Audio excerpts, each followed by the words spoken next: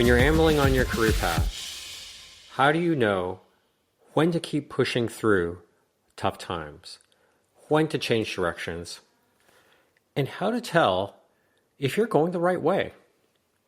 In this episode, Hitesh and I sit down with Sagar Shukla, CEO of Foresight. Sagar shares with us how hard times early in his career opened doors he didn't know existed, and how later, when he tried to advocate for himself, but those doors weren't available, he chose a different path entirely.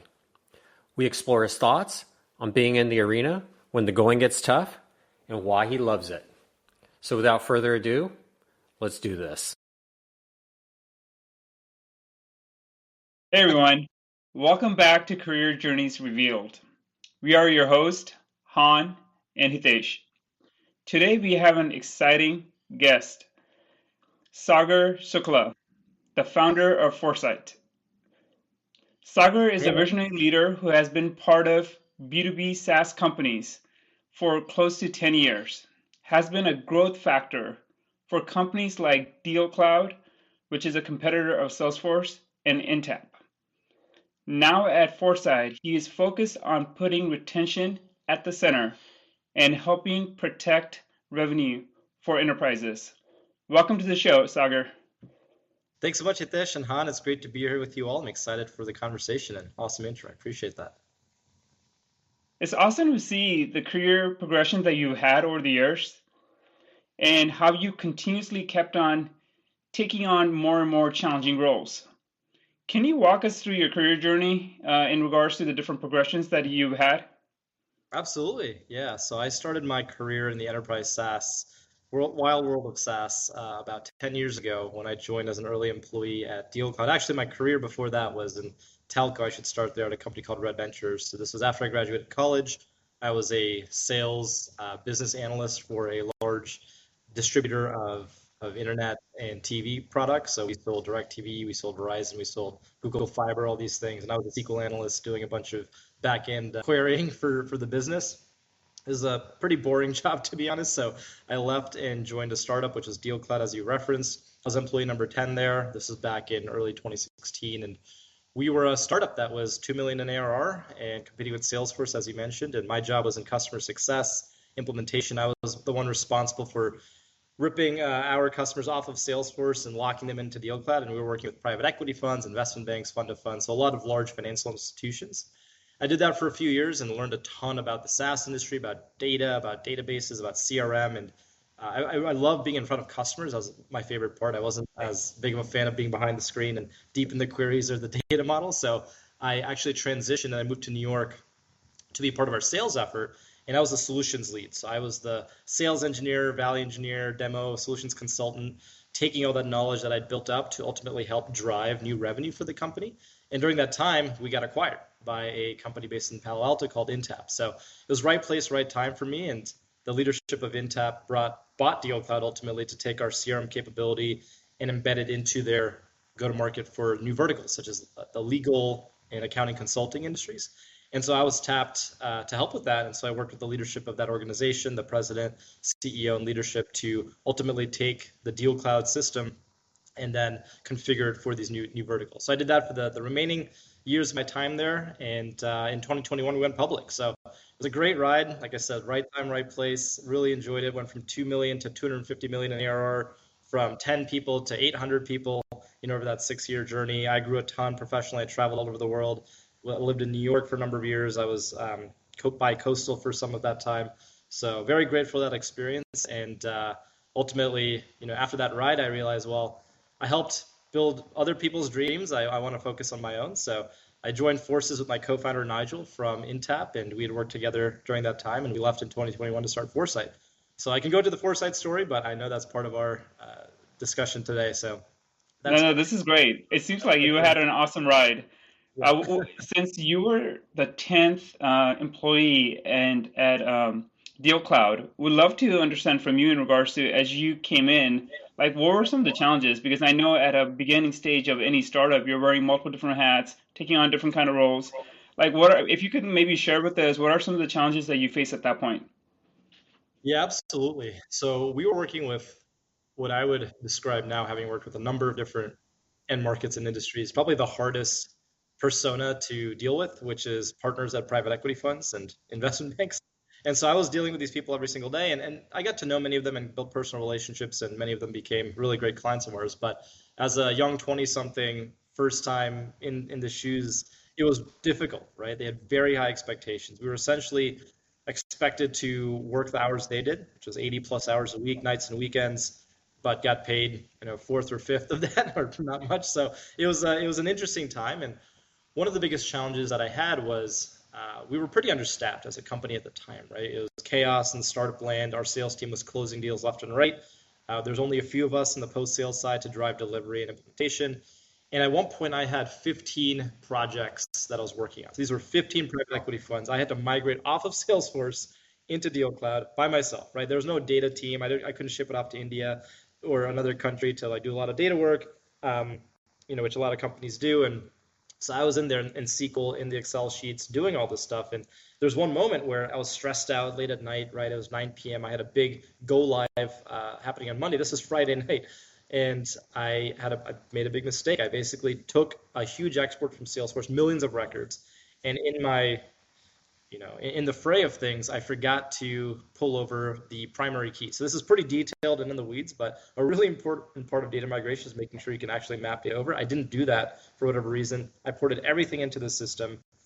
The system went live. That was great. And then a week later, the managing partner comes back and says, "Hey, we have a new fresh cut of data from Salesforce. Can you please refresh the system?" I said, "Okay, sure." And then I had my hell moment looking into the abyss, and I realized I have no way to do this because there's no mapping back to the data.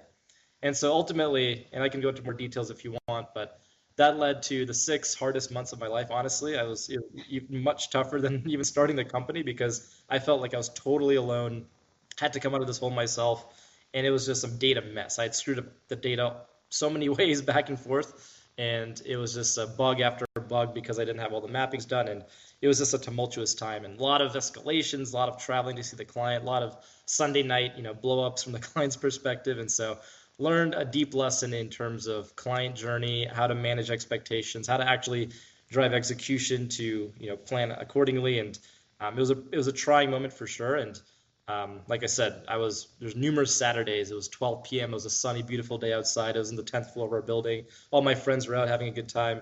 And there I was on the computer trying to fix all these data issues, and I didn't leave the office until 9 p.m. Um, because of that mistake for weeks on it. Tell us a little bit more about the clients and just how difficult they could be.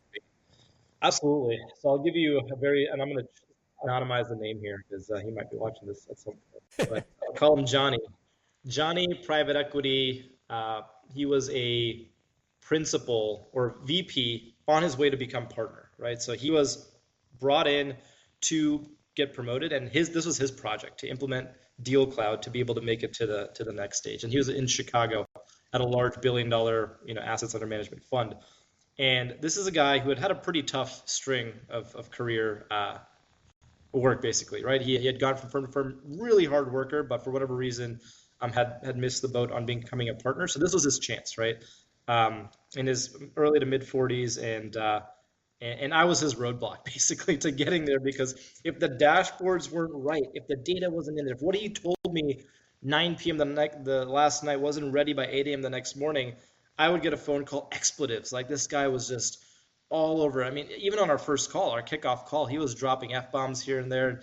At one point, he said like, "Are you sober right now? Because are you understanding what I'm saying?" Like, and yeah, this is like 8 a.m. on a Monday morning, having a conversation. If I didn't say exactly what he wanted to hear, he thought something was wrong with me, right? And I was like, this is just crazy. I escalated to my sales team. I think this is an extreme example, but he was under a ton of pressure, under a lot of duress, and he's grown up in an industry where that's the norm, right? You're put under the pressure ball every single day for hours on end, and I got the brunt of that as his analyst, as he essentially coined me. So those are the types of personas. So basically, what would happen is I would have to fly up to Chicago, multiple times a month, on a day's notice to go and meet with him and get him over the cliff. Funny as that's Man, so life is awful. Wait, why didn't you quit? a great question. I mean, there's times I was like, why am I doing this? I was so stressed out. And I was in Charlotte at the time. I grew up in Charlotte, right? And I had my family here. It was one summer evening. We were walking around and summer, it was awesome. And I just felt so dark and gloomy inside. I was like, this is hard. Why am I doing this, right? I just want to enjoy my life. I want to have fun. I want to be able to enjoy my weekends, right? I'm working my butt off all week. But something just hooked me. I thought I could not give up on this. I owed it to my clients, I owed it to myself, I owed it to my company. And I don't like leaving things half done. And ultimately, um, and maybe this is my masochism and why I'm a founder ultimately, but the moments that I look back on is when it was those late nights or sometimes even middle of the day, I would go into the bathroom, look at myself in the mirror, and just like try to meet myself where I was, right? No matter what the situation, I had to be like, hey, man, we're here, we're in this together. Nobody can help us. The only way out is to keep going.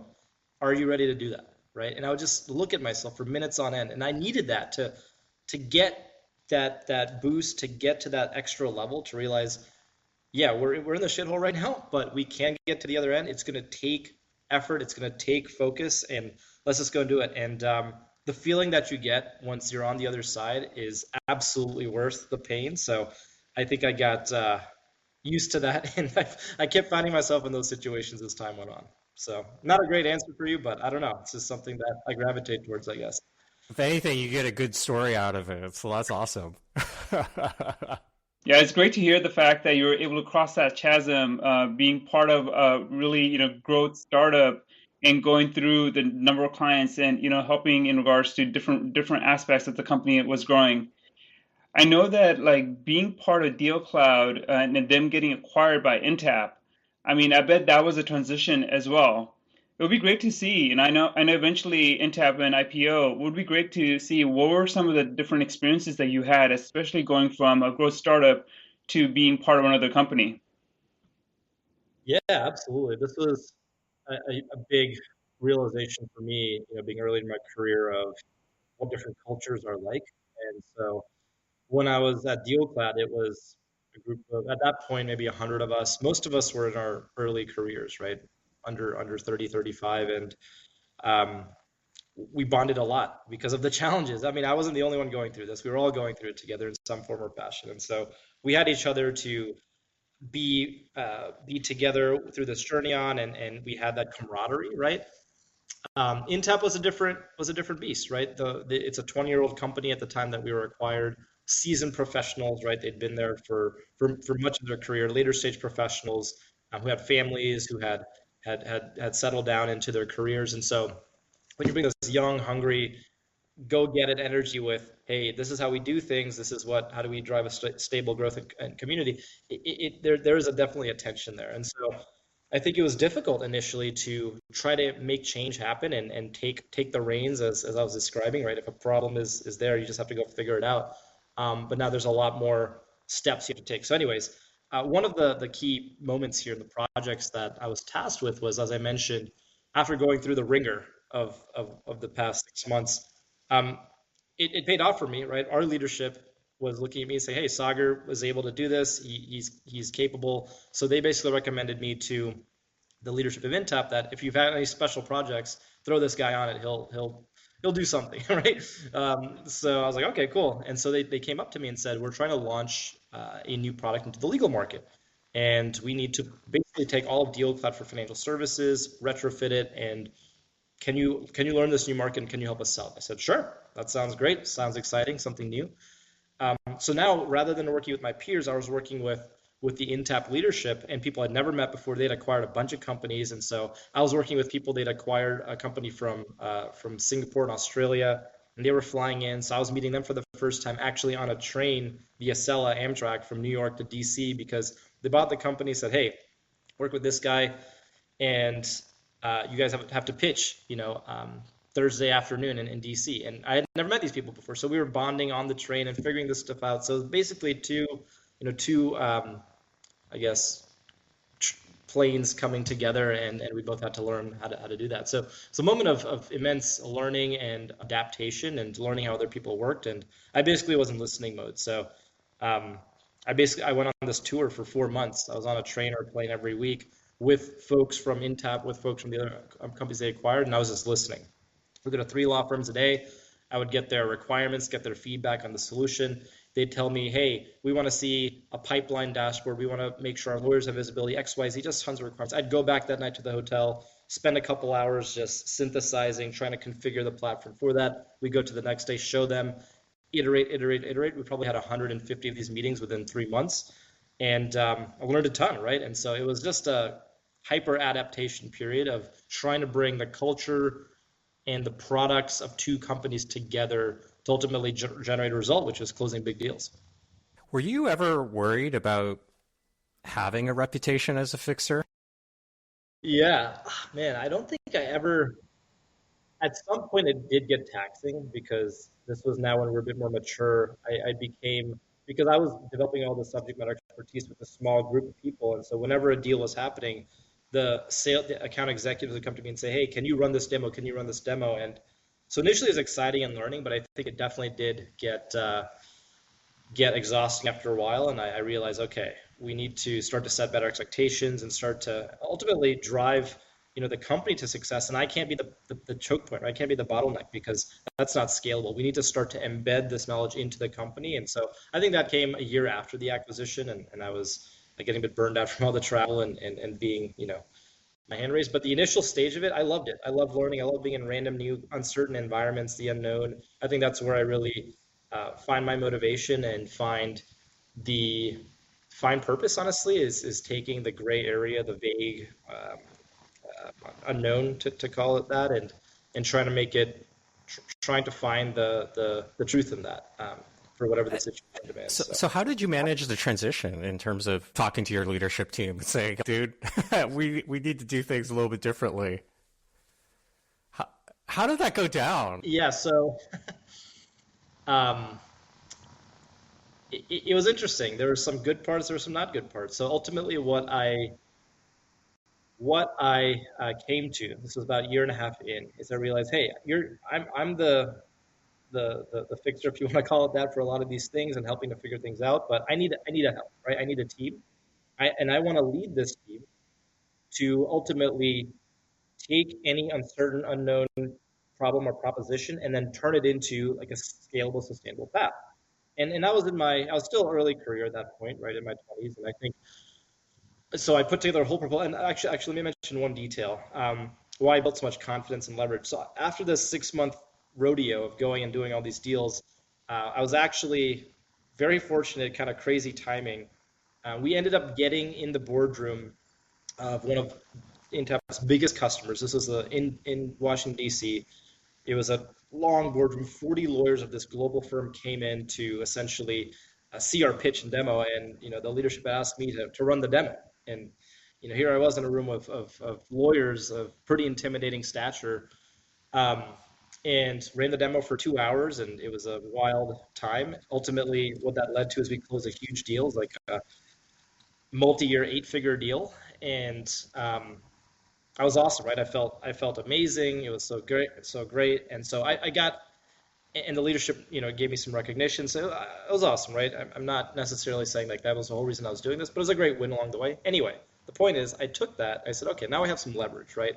We generated this amazing result for the company. At that point, it was, you could call it hundreds of millions of dollars in net asset value for the company because of these deals that we're closing. So that now this is my moment to put my pitch together and run this team. So I put a whole PowerPoint deck together. I got feedback from my mentors in the company, and then I set up time with the entire leadership and said, hey, in order for this to happen again, this is what I need, right? I want to be the head of this team. These are the people that I want to hire. This is how we need to organize it, and this is what we can go and do. And he said, yeah, that sounds great. Like, awesome. Love it. Good. We'll get back to you. Okay, cool. So, all right, great. That was awesome. Patiently waiting weeks, months. I keep checking in once in a while. Hey, any progress there? They said, oh, we'll get back to you. We'll get back to you. Nothing really happened. And then a big reorg happened, right? The company had to reshuffle, reorg. We acquired more companies. And ultimately, they made the decision to bring in one of the seasoned executives Oh, to do a similar effort, right? They weren't willing to entrust an early stage, hungry early stage career person who was able to prove themselves, at least in this other deal, to do it. And so for me, that was a signal of, okay, I've hit my limit here. I'm not going to be here anymore. Um, and that ultimately paved the way for me to say, okay, in the next 6 months, I'm out. And it's time to do my own thing because if this company can't see the value of some of these efforts, then I need to go create the value outside the company. It's so fascinating to hear you talk about that because if you didn't push or had the conversation around this is what I need, you would have been Absolutely. just grinding it out, endlessly, and Yes. ostensibly the company would have, just kept using you, right? Because you were delivering.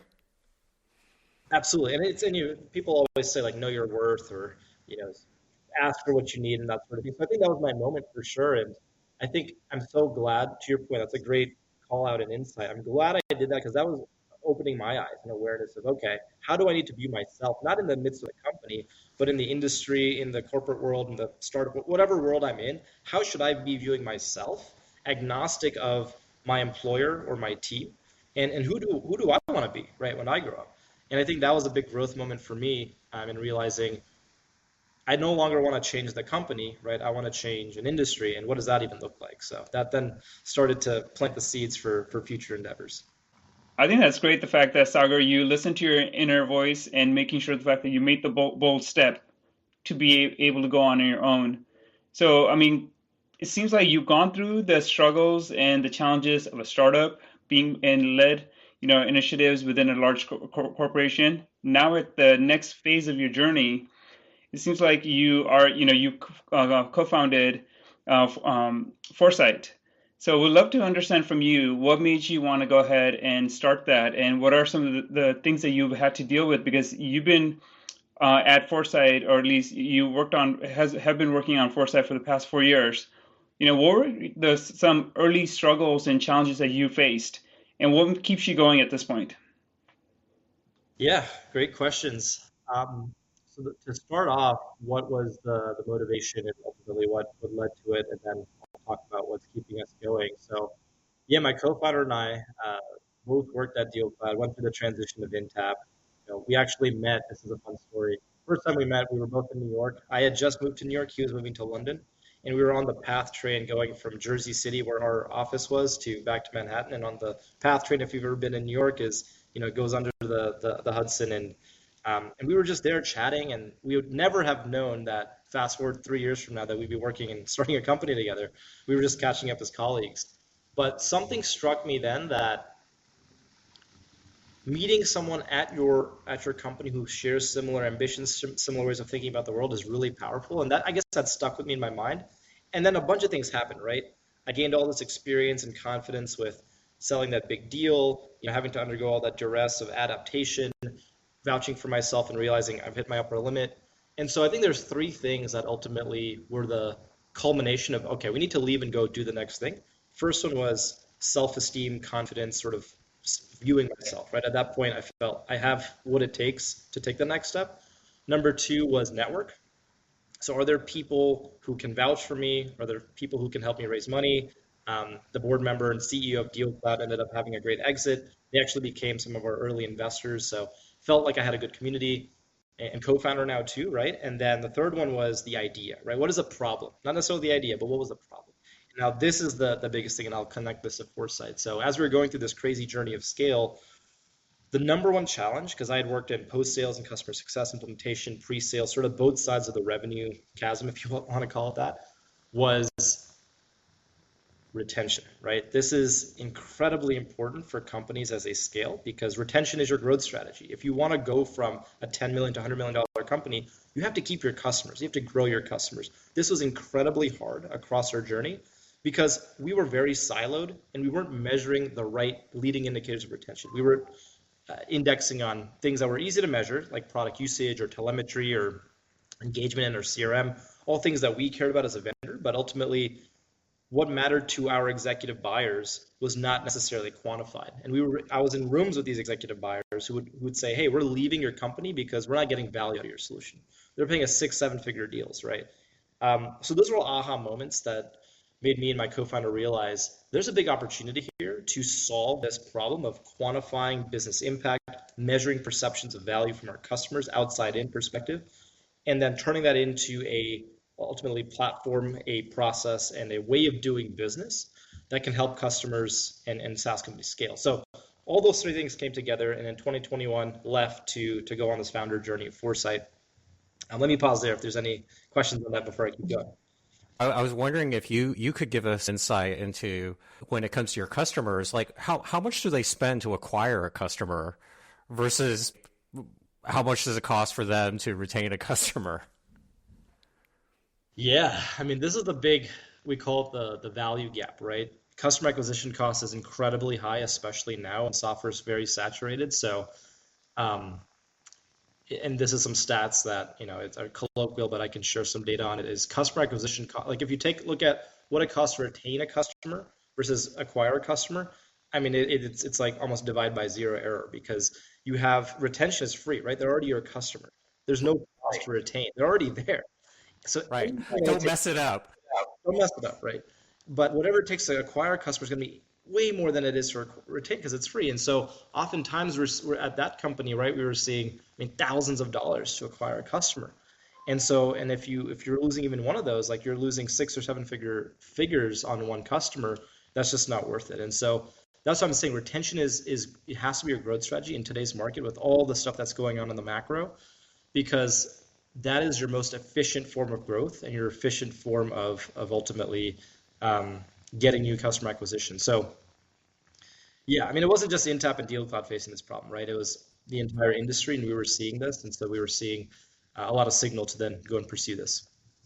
It also strikes me that, given those kinds of dollar amounts, it's very possible, depending on how you price the product, that a company might not even break even on the CAC within one renewal period, or potentially even sell it at a loss out of the gate. So that is a huge problem, right?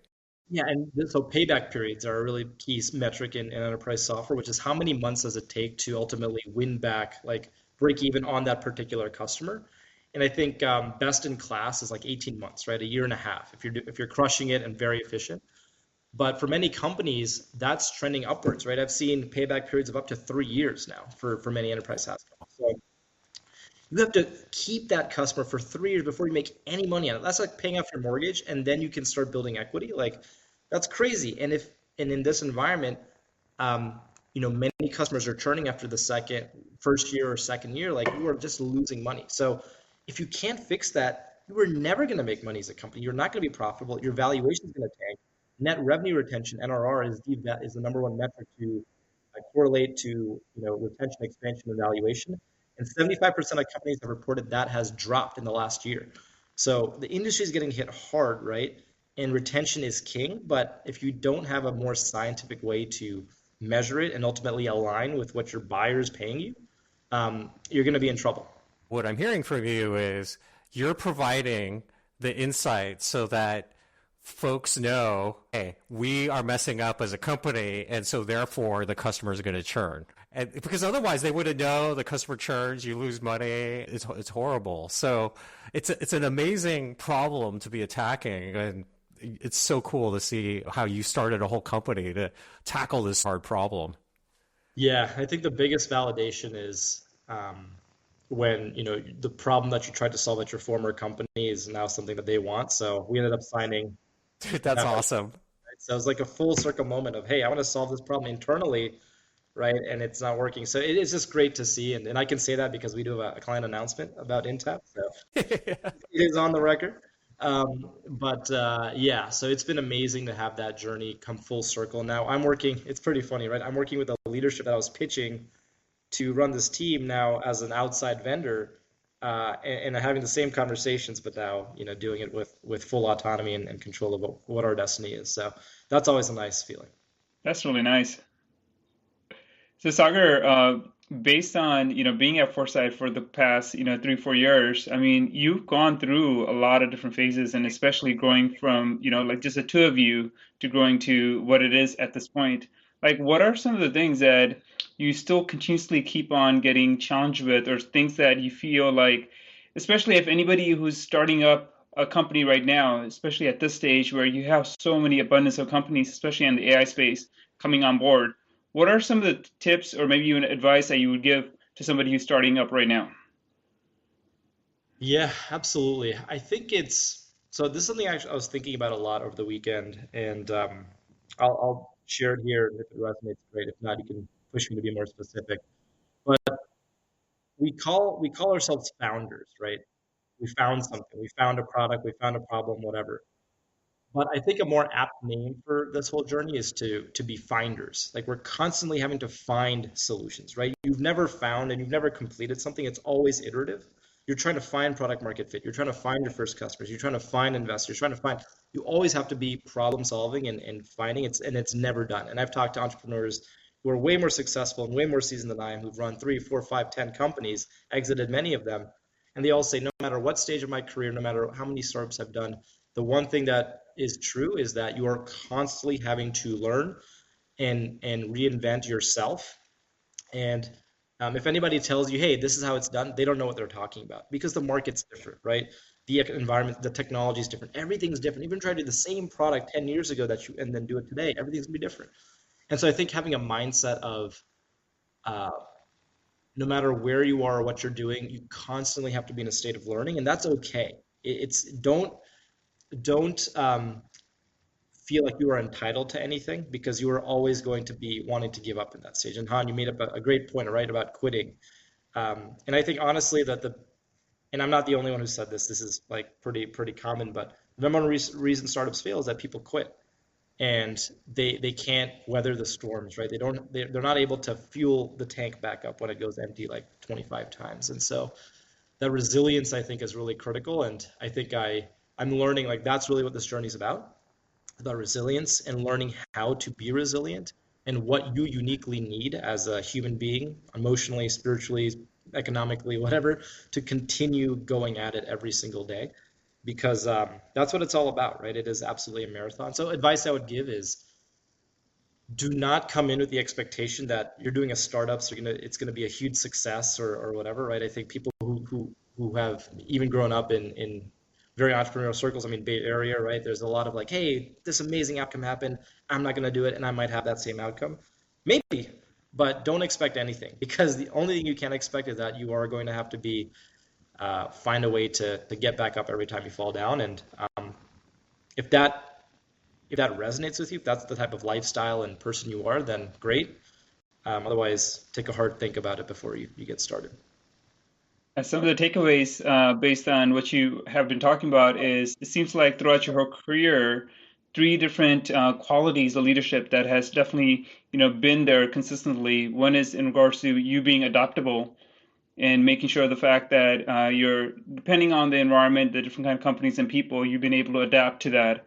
Also, the fact that you continuously keep on learning. And then the third one was the fact, as you mentioned, in regards to being resilient, and especially being a founder or a finder now. I think that's awesome. The fact that you keep on trying to go and learn and just being adaptable and resilient no matter what comes your way.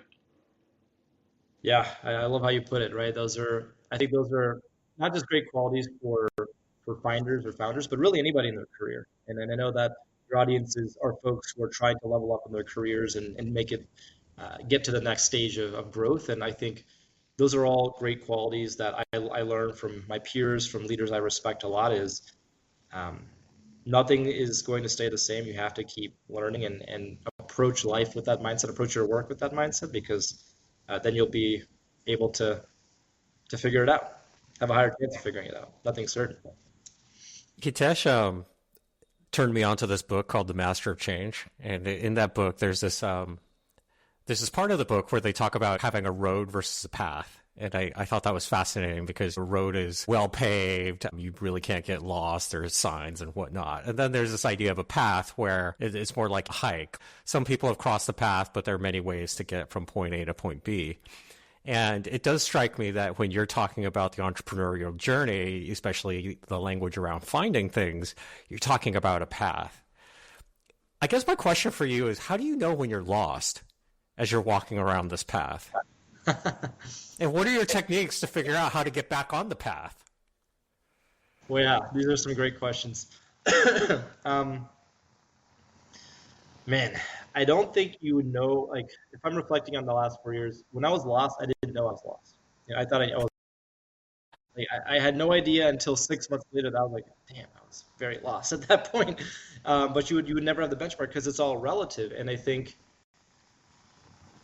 so. I'll just give you an example here of when we were early, maybe 2 years in, we had signed a few initial early customers. This is three pivots ago or whatever, and we thought we had the thing. We had product market fit. We had what people wanted. We could charge a lot of money. We were selling to market intelligence community, like basically selling to communities to get market intelligence on their, on their ecosystem, like not even related to retention necessarily.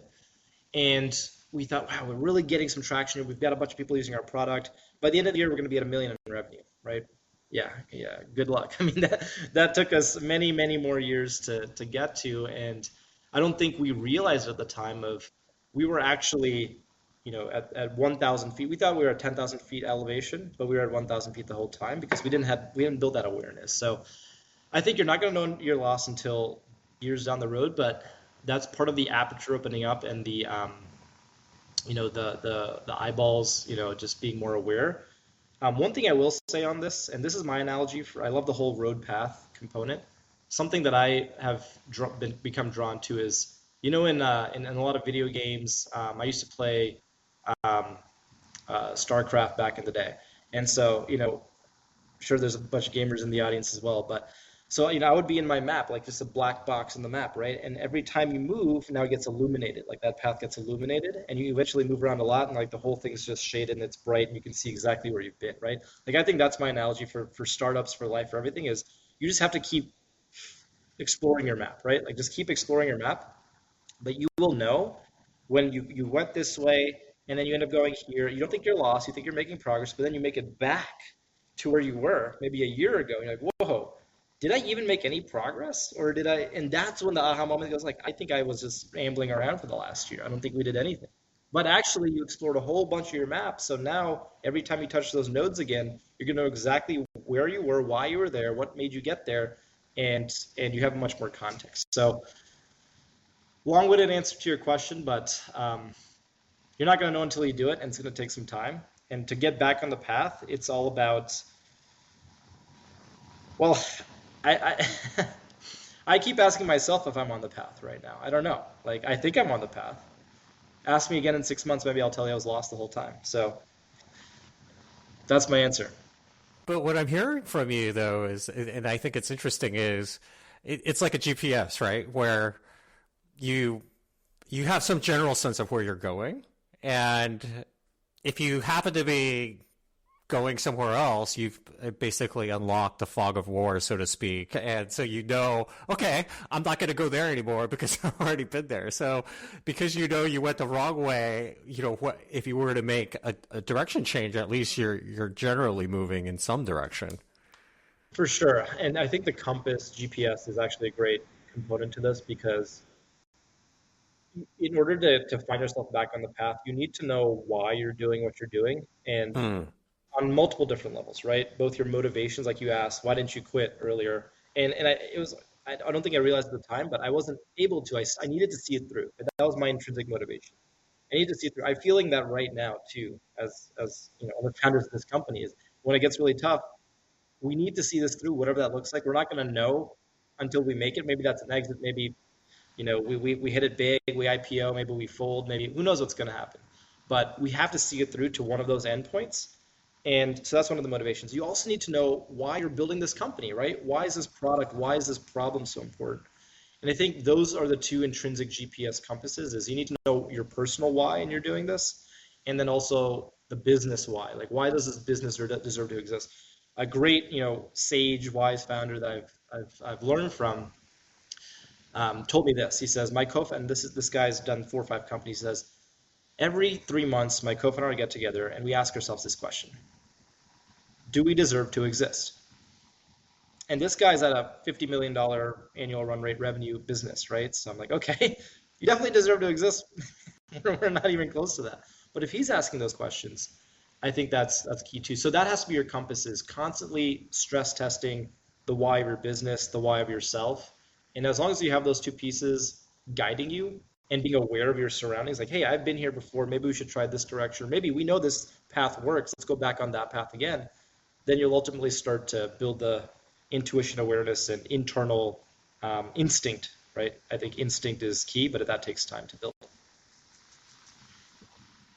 Thanks, Sagar. Thanks for your time. I mean, and also the insightful story. I mean, I appreciate the fact that you shared so many different personal as well as professional tidbits in regards to all the things that have helped you along the way and things that you've done. So really appreciate that. Absolutely. Hope it was Yeah. helpful to people listening.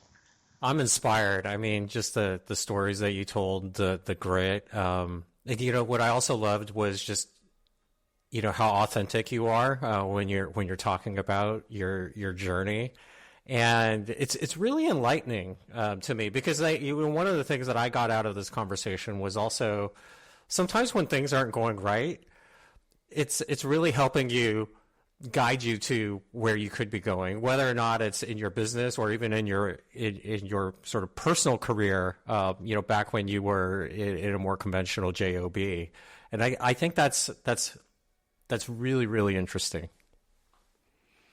I appreciate that. I love these conversations because it's also takes me out of the weeds, working in and on the business and reflecting out. So I appreciate both of you asking such insightful questions and helping me to reflect.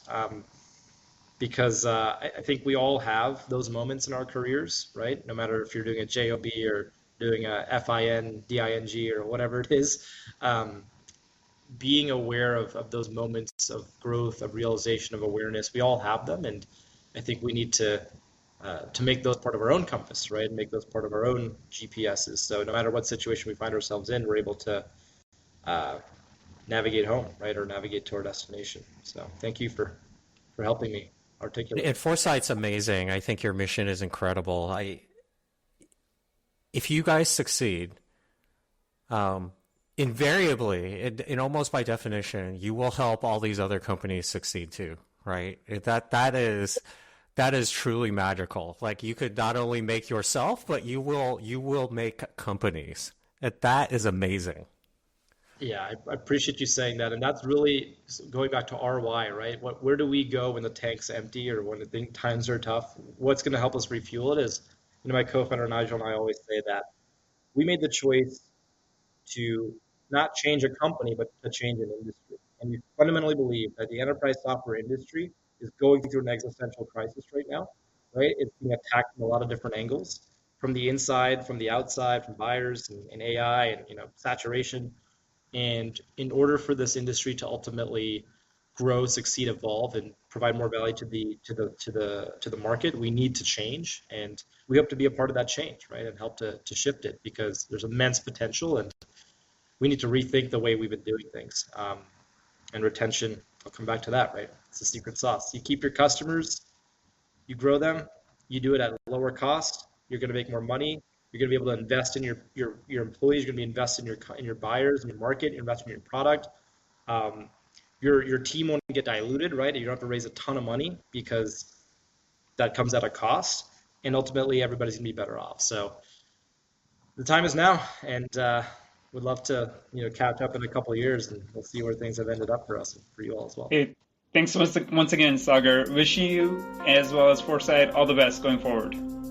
Thank you all so much, Han and Fish. It's great speaking with you, and really looking forward to this going live and seeing the reception to it.